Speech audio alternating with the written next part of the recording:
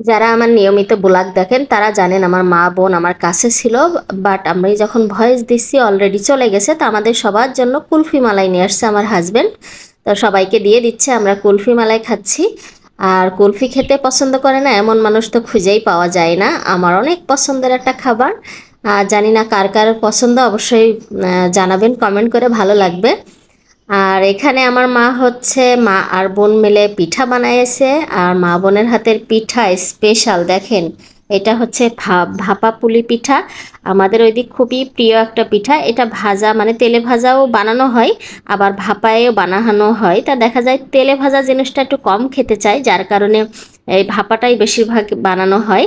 তো আমার বোন আর মা মিলে বানিয়েছে অনেকগুলো পিঠা, দেখেন। তো অলরেডি কয়েকটা ভাপ দেওয়া হয়ে গেছে, সেগুলো উঠাই নিচ্ছে। আরও কিছু আছে, ওগুলো আবার নতুন করে ভাপ দিবে। এই যে এখানে আছে কিছু, সেগুলো আবার ভাপ দিতে হবে। তো এইগুলো উঠিয়ে নিয়ে ওইগুলো দিবে। তো আমার বাসায় যখনই আমার মা আসে, তো তখনই আমাদেরকে পিঠা টিঠা বানিয়ে দিয়ে যায়, ফ্রিজে রাখার মতো পিঠাগুলো বানিয়ে দিয়ে যায়, যাতে কয়েকদিন সংরক্ষণ করে আমরা খেতে পারি। তো এই তো আবার নতুন করে কাঁচাগুলো বসিয়ে দিচ্ছে, দিয়ে এগুলো ভাপতে নেবে। তো আসলেই যখন থাকে না বা পাই না, তখন অনেক মিস করি যে কবে আসবে কাছে, আবার কিছু পিঠা টিঠা বানিয়ে দেবে।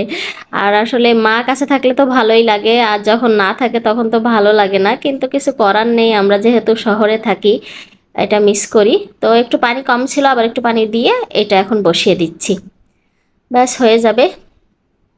আর আমরা হচ্ছে আমার মা বোনেদের জন্য কি কি কিনে কাটা করলাম সেটাই আপনাদের মাঝে শেয়ার করব। তো আমরা অলরেডি মার্কেট করে নিয়ে চলে এসেছি। তো কার জন্য কি কিনলাম সেটা একটু দেখাই।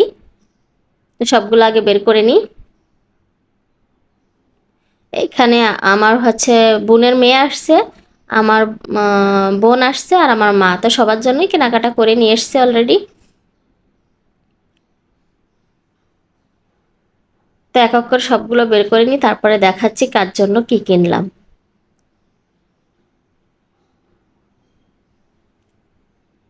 এইটা হচ্ছে আমার বোনের মেয়ের হচ্ছে জামা, এই যে জামাটা। আর এইটা হচ্ছে সালোয়ার। আমি ঠিকঠাক দেখাতে পাচ্ছি না, আমার বাচ্চা খুবই ডিস্টার্ব করতেছে। তো এই হচ্ছে সালোয়ার, ওটা হচ্ছে জামা, আর সাথে একটা ওড়নাও আসছে, কিউট একটা ওড়না। তো এইটা ছিল আমার বোনের মেয়ের জন্য। আর এইটা হচ্ছে আমার মায়ের জন্য। এটা মেক্সির কাপড়, মানে পেটিঘট আর ওড়না, আর এটা হচ্ছে মেক্সির কাপড়। আমার মা মেক্সি পরে, যার কারণে তার মেক্সির কাপড় নিয়ে এসে দিয়েছি। আর এই থ্রি পিস হচ্ছে আমার আপার জন্য। তো কাপড়গুলো বেশ মোটামুটি ভালোই লেগেছে সবগুলোই। আর আমার আপার এই কাপড়টা অনেক সুন্দর ছিল। তো এইটা হচ্ছে জামা। কালারটা হয়তো বা ভিডিওতে এত সুন্দর লাগতেছে না, বাট অরিজিনালি অনেক সুন্দর লাগতেছে। এখানে গলায় কাজ করা আছে, নিচে কাজ করা আছে, স্যালোয়ারেও কাজ করা আছে, ওড়নায়ও কাজ করা আছে। যাই হোক, ওই ছিল কেনাকাটা। কেমন লেগেছে সবাই কমেন্ট করে জানাবেন। আর আমার হাজব্যান্ড আবার আমাদের জন্য কিছু মিষ্টি মিঠাই নিয়ে আসছে, এখানে বাদাম, তারপরে হচ্ছে আনারস আর দই টই নিয়ে আসছে। তো দেখাই কি কি নিয়ে আসছে।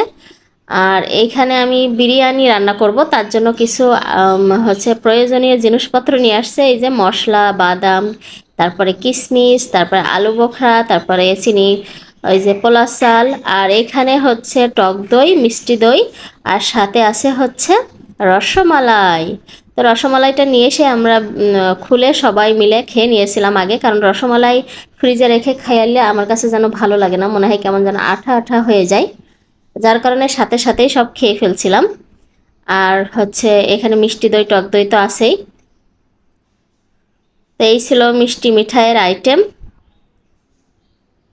আর পিঠা যে বানিয়ে দিয়ে গেছিলো, অলরেডি অনেক পিঠা আমাদের খাওয়া হয়ে গেছে। আর কিছু পিঠা আমি ফ্রিজে রাখছিলাম, সেগুলো এখন এই যে বের করলাম। তা ওই পিঠা যে পিছনের যে কালারটা, ওইটা আর কি পিঠায় লেগে গেছে, এই জন্য এরকম দেখা যাচ্ছে। না, অনেক সুন্দর ফুল ছিল ওই পিঠাগুলো, ফ্রিজে রাখার কারণে এরকম হয়ে গেছে। তো কেমন লেগেছে আমার আজকে